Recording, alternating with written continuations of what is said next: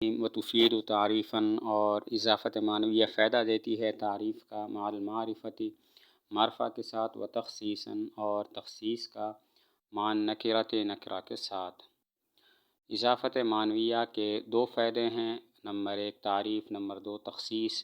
وہ اس طرح کے دیکھیں گے مضاف الیہ معرفہ ہے یا نکرہ۔ اگر مضاف الیہ معرفہ ہے تو اضافت معنویہ کا فائدہ تعریف ہے، یعنی مضاف معرفہ ہو جاتا ہے، اور اگر مضاف الیہ نکرہ ہے تو اضافت معنویہ کا فائدہ تخصیص یعنی قلت اشتراک ہے۔ مضاف الیہ معرفہ ہو جیسے غلام زید، اس میں زید مضاف الیہ معرفہ ہے تو اس کی وجہ سے غلام بھی معرفہ ہو گیا، اور مضاف الیہ نکرہ ہو اس کی مثال جیسے غلام رجل، اس میں رجل مضاف الیہ نکرہ ہے تو اس کا فائدہ تخصیص ہوا، غلام میں تخصیص پیدا ہو گئی۔ پہلے یہ مرد کے غلام کو بھی شامل تھا اور عورت کے غلام کو بھی شامل تھا، لیکن اب صرف مرد کے غلام کو یہ شامل ہے، عورت کا غلام خارج ہو گیا۔ تو اضافت معنویہ کے دو فائدے ہیں، تعریف اور تخصیص۔ وہ اس طرح کے دیکھیں گے مضاف الیہ معرفہ ہے یا نکرہ۔ اگر مضاف الیہ معرفہ ہے تو اضافت معنویہ کا فائدہ تعریف ہے، یعنی مضاف معرفہ بن جاتا ہے، اور اگر مضاف الیہ نکرہ ہے تو اضافت معنویہ کا فائدہ تخصیص ہے، یعنی قلت اشتراک۔ مضاف الیہ معرفہ ہو جیسے غلام زید، اس میں زید مضاف الیہ معرفہ ہے تو غلام بھی معرفہ ہو گیا، اور مضاف الیہ نکرہ ہو غلام رجل، اس میں رجل مضاف الیہ نکرہ ہے تو اس کی وجہ سے غلام میں تخصیص پیدا ہو گئی، قلت اشتراک ہو گیا۔ پہلے یہ مرد کے غلام کو بھی شامل تھا، عورت کے غلام کو بھی شامل تھا، لیکن غلام رجل کہنے سے عورت کا غلام خارج ہو گیا۔ وشرطها، اور اس کی شرط تجرید المضاف، مضاف کو خالی کرنا ہے، من التعریف، تعریف سے۔ اضافت معنویہ کا فائدہ، اضافت معنویہ کی شرط یہ ہے کہ مضاف معرفہ نہ ہو، کیونکہ اگر مضاف معرفہ ہو تو پھر دیکھیں گے مضاف الیہ معرفہ ہے یا نکرہ۔ اگر مضاف الیہ معرفہ ہے تو تحصیل حاصل لازم آئے گا۔ وہ اس طرح کہ مضاف الیہ معرفہ ہو تو اضافت معنویہ کا فائدہ مضاف کی تعریف ہوتا ہے، اور یہاں پر مضاف پہلے ہی سے معرفہ ہے تو اگر مضاف الیہ معرفہ ہوگا تو پھر تحصیل حاصل لازم آئے گا، اور اگر مضاف الیہ نکرہ ہو تو ادنیٰ کی طلب لازم آئے گی۔ وہ اس طرح کہ مضاف الیہ نکرہ ہو تو اضافت معنویہ کا فائدہ تخصیص ہوتا ہے، اور تخصیص ادنیٰ ہے تعریف سے۔ تو اگر مضاف الیہ نکرہ ہو اور مضاف معرفہ ہو تو لازم آئے گا اعلیٰ کے ہوتے ہوئے ادنیٰ کو طلب کرنا، اور یہ بھی ٹھیک نہیں ہے۔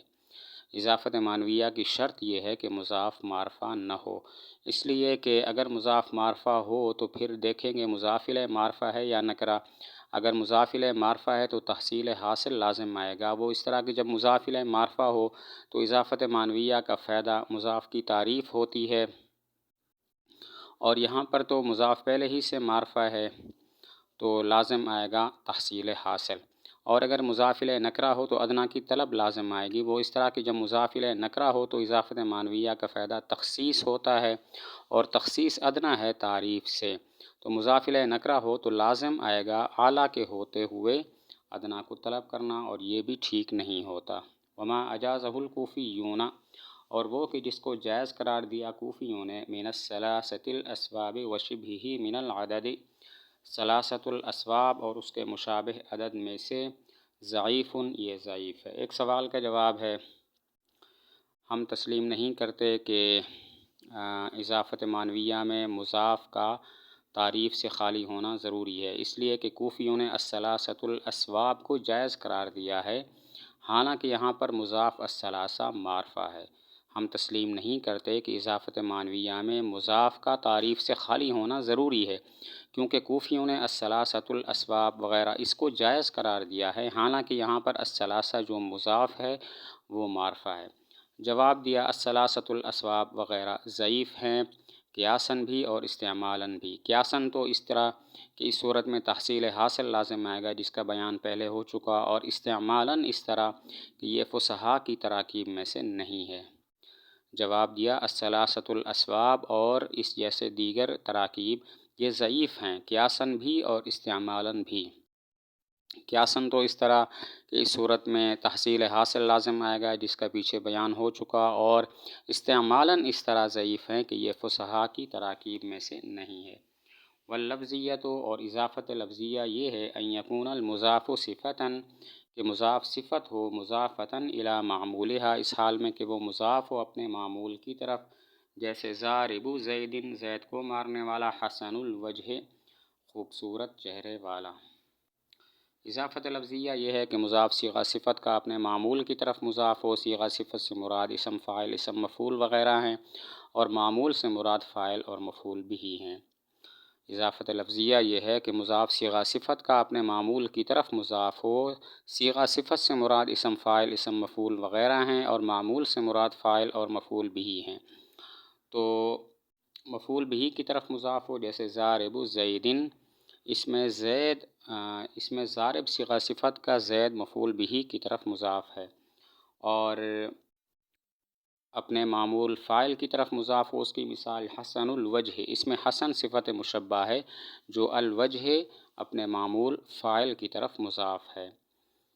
تو مفعول کی طرف مضاف ہو ضارب زید، اس میں ضارب صفت اپنے معمول مفعول بھی زید کی طرف مضاف ہے، اور فاعل کی طرف مضاف ہو حسن الوجہ، اس میں حسن صفت یہ معمول اپنے معمول فاعل کی طرف مضاف ہے۔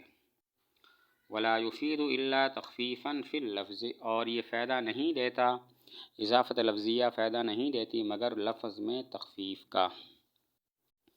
اضافت لفظیہ کا فائدہ صرف لفظ میں تخفیف ہے، خواہ وہ تخفیف مضاف میں ہو یا مضاف الیہ میں ہو یا دونوں میں ہو۔ تخفیف مضاف میں ہو، جیسے ضارب زید کہ اصل میں ہے ضارب زیدن، تو ضارب مضاف سے تنوین حذف ہو گئی۔